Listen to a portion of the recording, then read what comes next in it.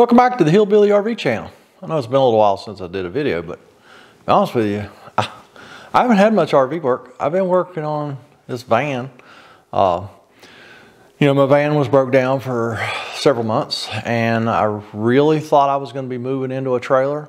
I bought a trailer, and then we finally found the parts to get the van going.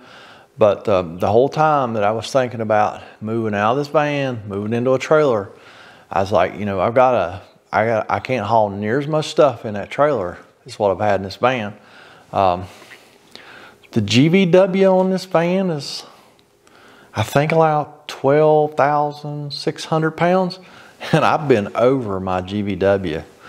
Don't tell nobody if you know somebody that works for the DOT, don't tell them, because it's been overloaded. So, you know, I'll be honest with you, I was kind of excited to kind of scale down a little bit, and Cameron McGrew.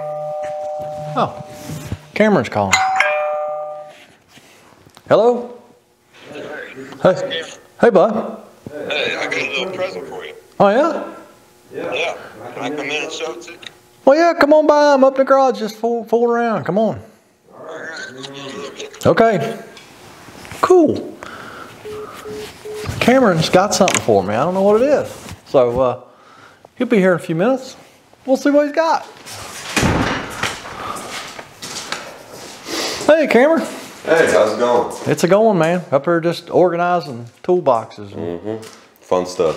fun stuff. Yeah, I've been doing that a lot. What you got for me, bud? We got a little cutting board.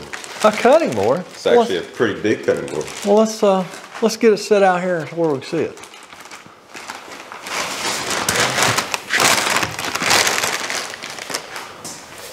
Well, sweet. Yeah, man. So you made that for me and Mrs. Hillbilly? Yes. Man, that's nice, bud. Yep. Just got a couple types of wood in it.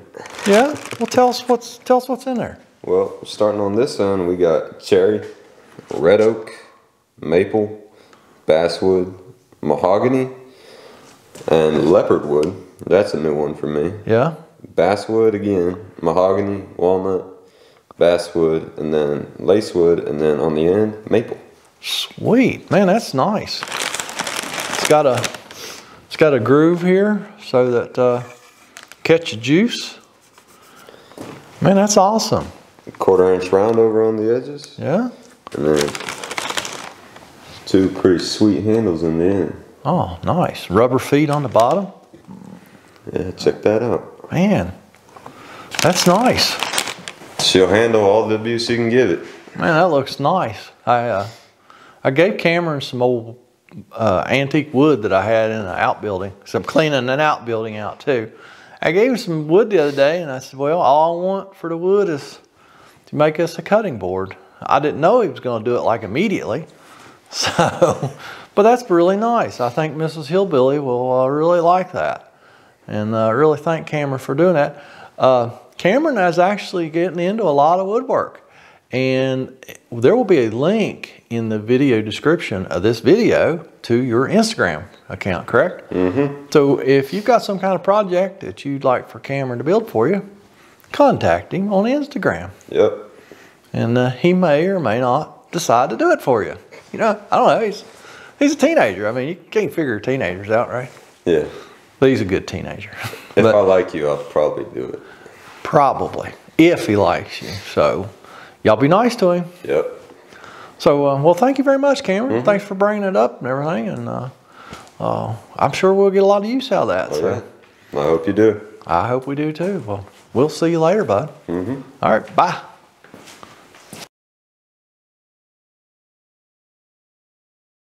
So let me show you what I've got out of this van so far. This was an old toolbox that my cousin Matt, the Snap-on dealer, gave me several years ago. It had just been over here in the side of the garage, just collecting garbage. I got two 55-gallon barrels full of trash. Well, not all of it out of that toolbox, but out of the toolbox and my truck. I got several buckets of scrap metal. I got 3 5-gallon buckets of scrap metal. I got a bunch of copper, and just been trying to clean up. So now I'm still working on organizing this toolbox. But the stuff that's in this toolbox is the tools and things that I've taken out of my van that I don't need in the van. It's stuff that I just don't need to carry around all the time.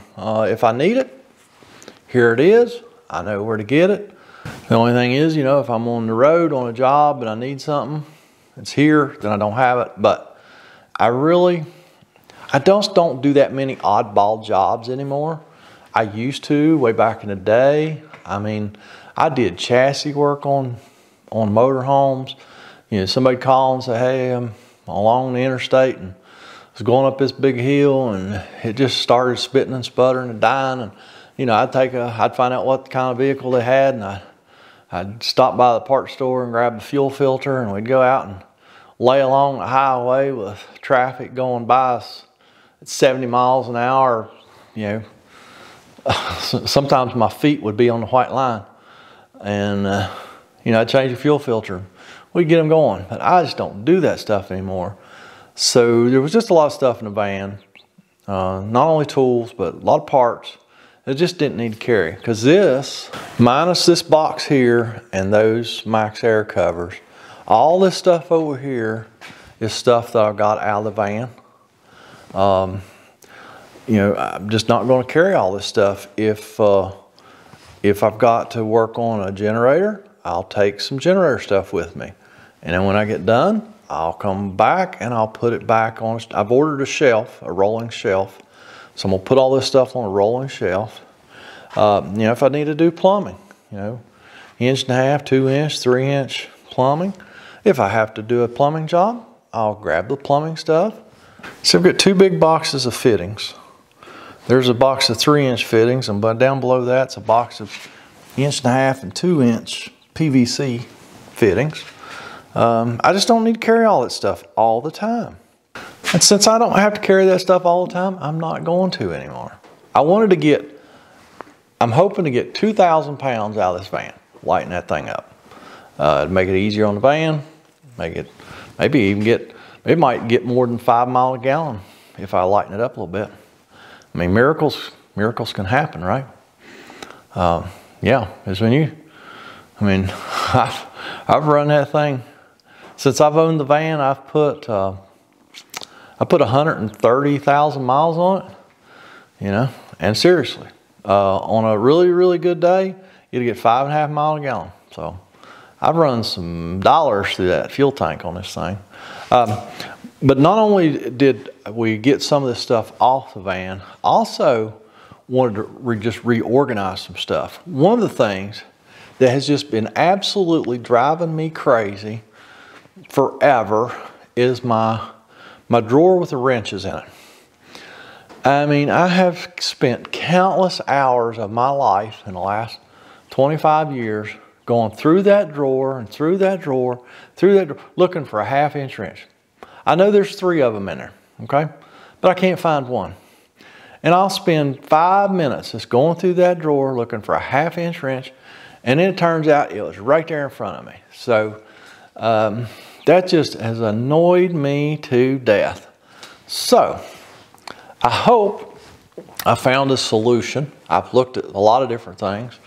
I think I found just a really cheap fix to this problem, I hope. I spent a whopping $12 at Harper Freight. Actually, I bought a few more than that, but on some wrench organizers. Because one of the things is the drawer that I keep my wrenches in is not very tall, not very deep. So I couldn't have anything, whatever I bought, the wrenches need to lay back pretty good. Because I think the height on the drawer was only 1 7/8 inches. So you get a 1 inch wrench. If it's not laying back pretty good, laying down, you're not gonna be able to open and shut the drawer. So let me take you inside. show you what I'm talking about. Man, I'm shaking the camera. Sorry about that. I'll get all excited. Let me take you inside and show you what I'm talking about, and then we'll see if I found a solution or not. I know the lighting is not the greatest in here. That mess right there. And typically, not all these things make it back in the rack. I actually did a little bit of organizing. Believe it or not, I've done a little bit of organizing here before. And so I got all those ratchet wrenches back in the rack. But this drawer has just aggravated me to death. So I bought those things yesterday at Harbor Freight. And yeah, you know, Harbor Freight tools, you know, not the greatest, but I'll tell you what, sometimes that's all you need, you know. Sometimes you just don't need an expensive tool off the Snap-on truck. Sorry, Cousin Matt. Cousin Matt's a great guy, but just sometimes I just can't justify buying Snap-on tools. You know, you just can't. Like, take for instance them stubby wrenches right there. I was on a job one time, and I just really needed a stubby wrench, and didn't really want to cut one of my Craftsman wrenches off. So, you know, I probably made do, and then next thing you know, I'm at Harbor Freight buying just a cheap set of stubby wrenches. You know, it's something that I'll very seldom ever use.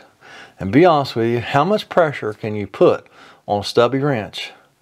So it's not like you're gonna hurt that wrench, or you're gonna round bolts off. So yeah, I just can't justify big prices a lot of times for these tools.